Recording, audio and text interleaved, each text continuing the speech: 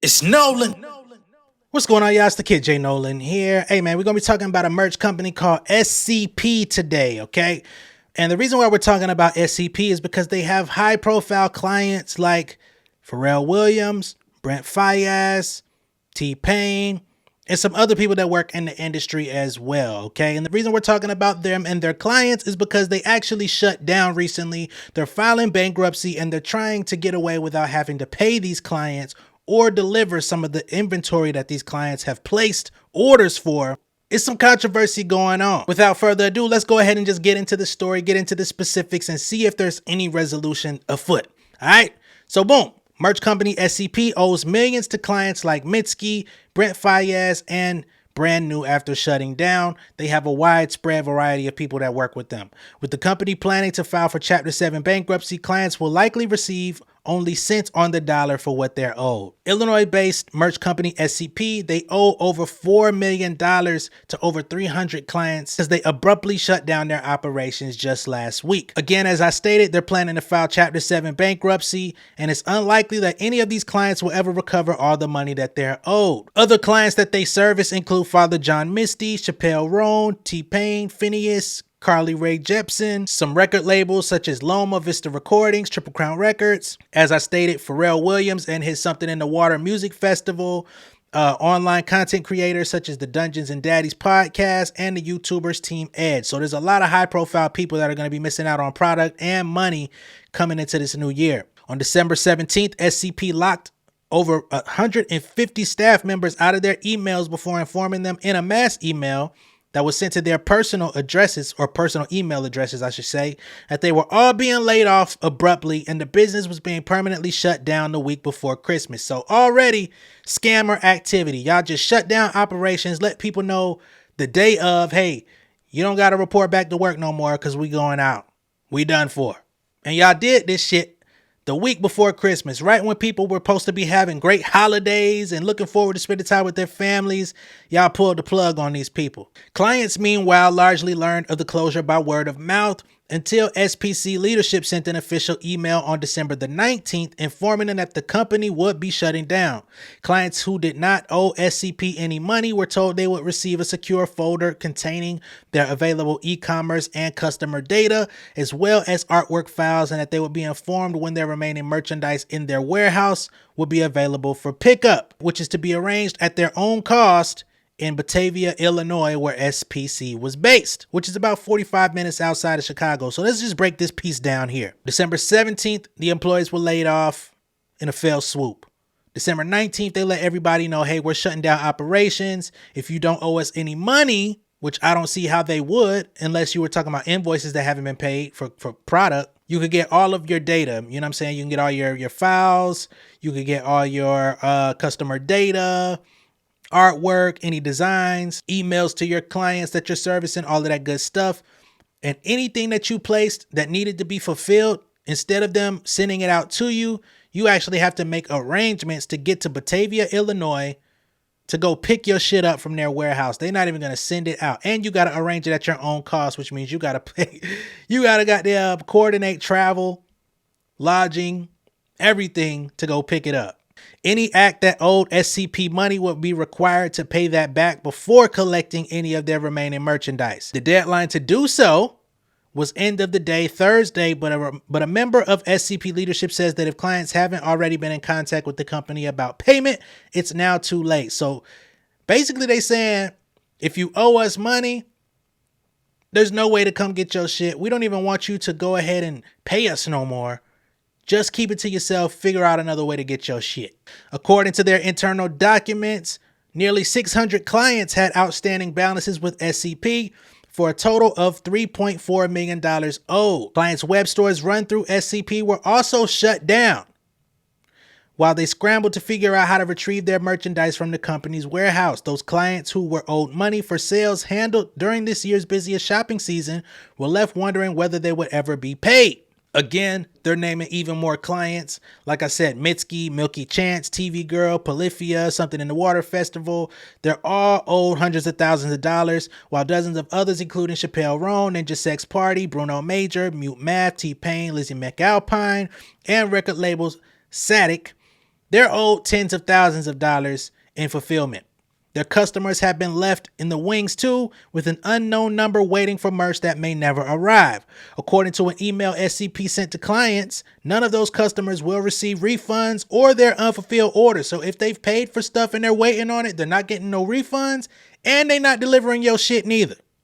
Lock these motherfuckers up, please. Why y'all playing with these people? On December 18th, SCP owner Stevie Hopkins said that the company planned to file for Chapter 7 bankruptcy. He says, I ask for everyone's patience as time is of the essence for me and my team to organize and transition to an orderly wind down and put all available resources into fulfilling obligations to all constituencies. One music manager who represents 3 SCP artists says that rumors about the company being in financial trouble began a few weeks ago. But they didn't really take it too seriously because the business seemed to be operating as normal. Again, they didn't inform anyone of the shutdown until the very day that they closed operations. He only became aware of the company's dissolution on December 18th after a colleague flagged the LinkedIn post by his point person at SCP indicating she no longer worked there. He then texted the employee who informed him that the company's entire staff had been let go.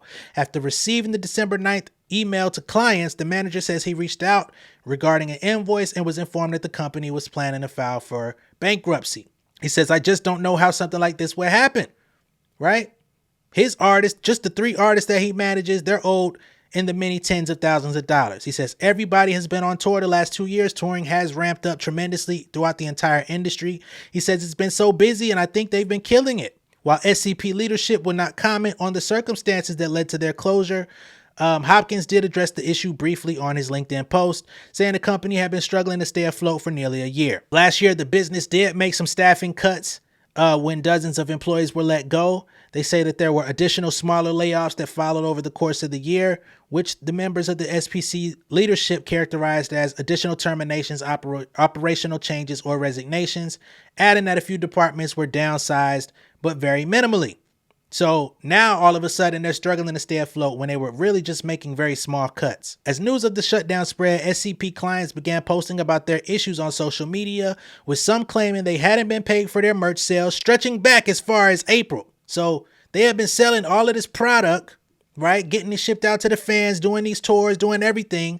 However, the money that was supposed to be coming in from those purchases was not even coming in for some people ever since April. They're just withholding it. One artist manager tells Billboard that their act hadn't been paid for their web store income from October through December, and that they're owed about $40,000, with 16 coming from unfulfilled pre-orders for a special edition of vinyl records. Some bullshit here, man. $16,000 worth of vinyls that y'all didn't produce, and we still waiting on it? Oh yeah, we finna pull up. This manager continues, they're currently being manufactured still, so we have to fulfill when they're done. So we lose out on all the earnings, most of which would be covering the expensive costs to make it. And he drove a cargo van from New Jersey to Batavia, Illinois, just to try to retrieve his artist merch so that they could try to salvage their losses. Weinberg says that over the last several months, payment delays have become increasingly common, and he received tons of emails from concerned clients wondering why they weren't being paid. So many people were experiencing that, he says, noting that he and his colleagues were unaware of the company's financial issues because account management and department heads did not have access to anything regarding statements or overdue invoices. Several clients have told Billboard that they've set dates to pick up their merchandise from the warehouse, with some hiring companies like Merch Table, Overcast Merch, Downright Merch, and Scene Merch to pick up and move the rest of the inventory. Only about 7 to 15 employees, as well as friends and family of Hopkins and SCP leadership, have been on hand to prepare those orders, meaning that they're dragging it out even further because they only have about 15 people that could be hands on deck. So they're making this difficult. At no point is any of this easy for the people that they're working with, their clients. The entire warehouse staff walked out on them Monday morning. All the people that they asked to come in and help clean things up came in, checked in, saw the mess that was there for them to try to clean and sort through. And they said, fuck that. That's on y'all. We out. Okay. Which makes it even more difficult to get things in order for anyone who came to pick up their stuff. There were some people who chose not to return to work. Under federal bankruptcy law, in Chapter 7 cases, a trustee is appointed by the U.S. Trustee's Office to oversee the debtor's estate in a bankruptcy proceeding. Once SCP files Chapter 7 with all their assets, including merchandise that remains in the warehouse, it will become property of the estate, and the trustee appointed to the case would assume control. Once that happens, the trustee will be responsible for the disposition of any merchandise still in the warehouse, which will then be liquidated in the open market, likely for much lower prices than it would have been under normal circumstances, meaning they're going to have an opportunity to kind of wholesale this shit out. The revenue from those sales will then be put into a pool of money to be spread among SCP's various creditors. SCP creditors may not get more than cents on the dollar in terms of what they're owed, says Brian Lowen, a partner at law firm Arnold & Porter, who focuses on bankruptcy and restructuring. He says, in typical Chapter 7 cases, creditors often do not get full recovery. If the labels or artists are able to get their merchandise prior to filing, that will help them mitigate losses. Meaning, for those people, only half of these artists and labels have been able to obtain their merchandise. And they're saying out of that 50% that have, if you're able to get your stuff and go out and sell it and, try to do something with it, that's going to be your best course of action in order to recover your losses. Everyone else is going to get fucked. But if their merchandise has been sold by SCP prior to the filing and they are owed money on account of that inventory, they're going to be standing in line as a general unsecured creditor, just like everybody else. Priority is being given to certain claims by employees for unpaid wages, as well as creditors who sold goods to SCP in their ordinary course of business, most likely vendors. Those creditors are entitled to receive a priority unsecured claim for the value of his goods received within 20 days of the bankruptcy filing. Chapter 7 bankruptcy cases can take anywhere from months to years, as they say.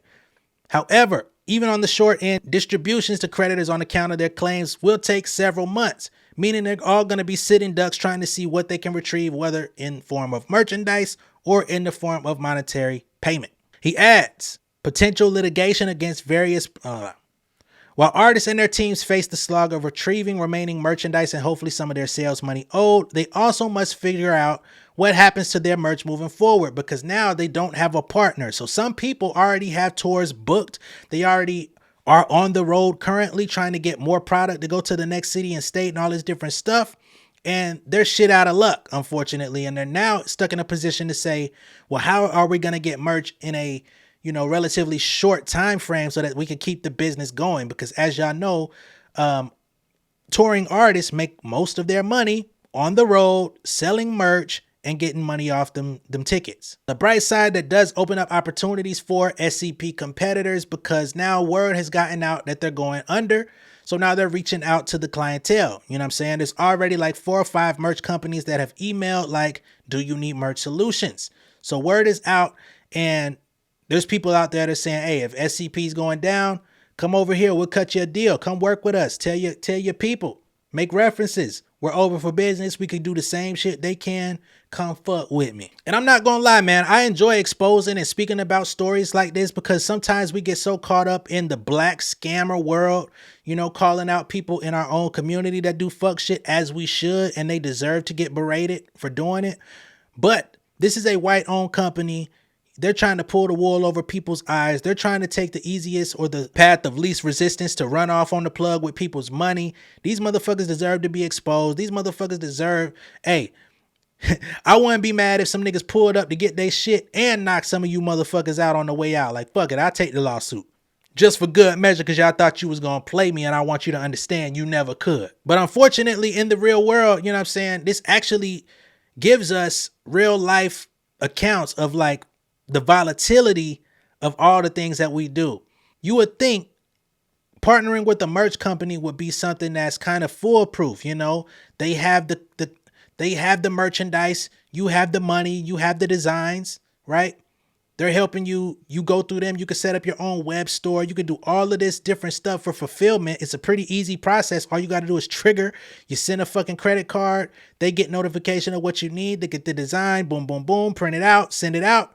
It's good. Now with a hiccup like this turns the merch business into a volatile market as well. It makes it harder for people to produce product, which creates another monkey wrench in the artist business. There's so many ways that artists end up getting fucked in this music industry. Now they're getting fucked off of stuff that's not even musical. I don't know, man. It seems like it's becoming less and less profitable to try to want to be involved in the music industry. There is so much money that's circulating, but it's only going to certain people. And now we're finding, you know, with companies like SCP, companies like Triller, right? Who they had that whole Versus partnership. They didn't want to pay Swiss Beats and Timbaland for their partnership with Versus. They didn't want to pay content creators that were leading people to go create content on Triller. They put fucking goddamn Triller put niggas up in houses and all type of shit to become content creators for the company and just stop paying them niggas abruptly. So these companies are not reliable. You know, in a lot of cases, people feel like, okay, this is an opportunity for me. Let me quit my job. I could go pursue what I really want to do. But again, this stuff is becoming more and more volatile. All of these promises, all of these grandiose ideas and business plans all go out the window. These motherfuckers could file Chapter 7 bankruptcy and basically leave you out holding your nuts in the cold. Lock these motherfuckers up. Now, I know some people, it's probably hard to find it in your heart to feel sympathy for people that you perceive as millionaires or multiple 100,000aires or whatever you think they are.